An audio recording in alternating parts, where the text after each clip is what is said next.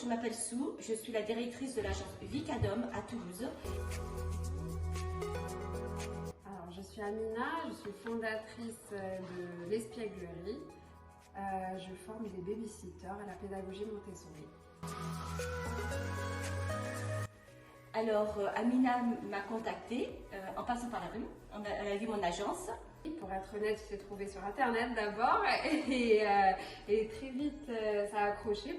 Dès le premier moment où je t'ai contactée, je t'ai présenté un peu le feeling est très bien passé. Et le feeling est passé dès la première fois. Moi, c'était par ton sérieux, tout ce que tu m'as présenté sur ta pédagogie, j'ai adhéré parce que le Montessori, je connaissais, mais je connais pas dans le fond. Donc, j'aimerais bien le faire adhérer à mes nounous. Moi, ce que j'ai aimé dans ton agence, c'est le fait que vous soyez une petite équipe, alors ta réactivité, j'ai aimé que très vite tu adhères aux valeurs, en fait tu adhérais déjà aux valeurs de Montessori, donc voilà, que vous soyez une entreprise à taille familiale, vraiment l'esprit chaleureux m'a tout de suite accroché et c'est le genre d'expérience que j'aime faire. Voilà. Mon parcours, c'est vraiment ce qui m'intéresse, c'est de travailler avec des personnes qui ont une base de valeurs communes avec la mienne. C'est très bien parce que ces valeurs-là, je les adhère aussi. Alors, j'ai une centaine de nounous aujourd'hui qui travaillent de façon régulière. Et c'est vrai que la pédagogie Montessori, j'en avais entendu parler. Je sais qu'elle est très douce, qu'elle passe par des valeurs qui sont les miennes. Et j'aimerais que mes nounous puissent avoir, pas qu'elles adhèrent, mais qu'ils puissent avoir une sensibilité à cette pédagogie, qu'elles puissent l'appliquer lors de leur garde.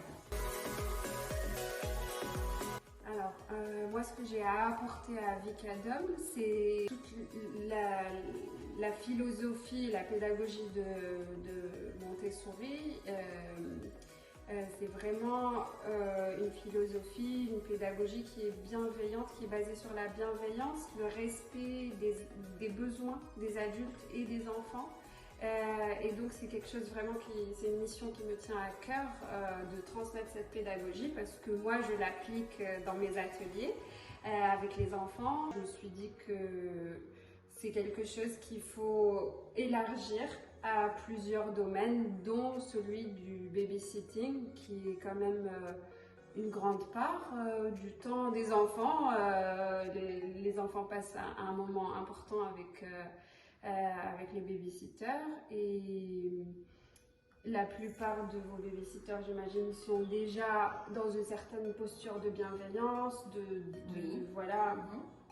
d'être à l'écoute des enfants.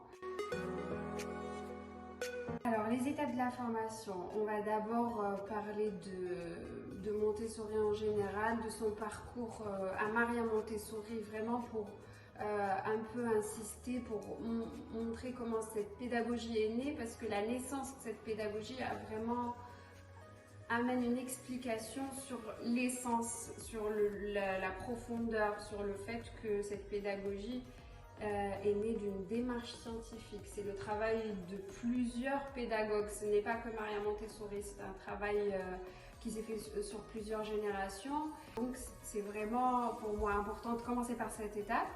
Ensuite, expliquer les principes généraux de la pédagogie aux babysitters, leur transmettre l'essence de cette pédagogie.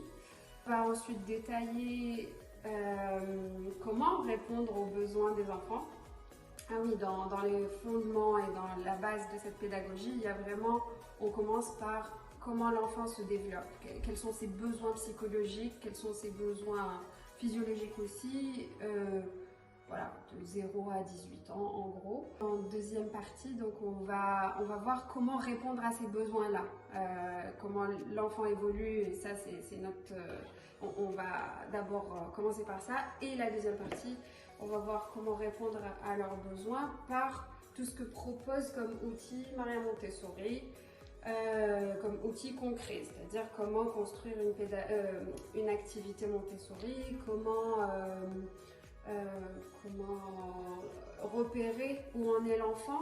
On a ce qu'on appelle les périodes sensibles, c'est des périodes où l'enfant s'intéresse plus à certains apprentissages qu'à d'autres. Et donc nous, on va apprendre à repérer ces moments-là et pour pouvoir proposer ce qu'il y a de mieux aux enfants et répondre à cet élan vital que Montessori appelle l'orme.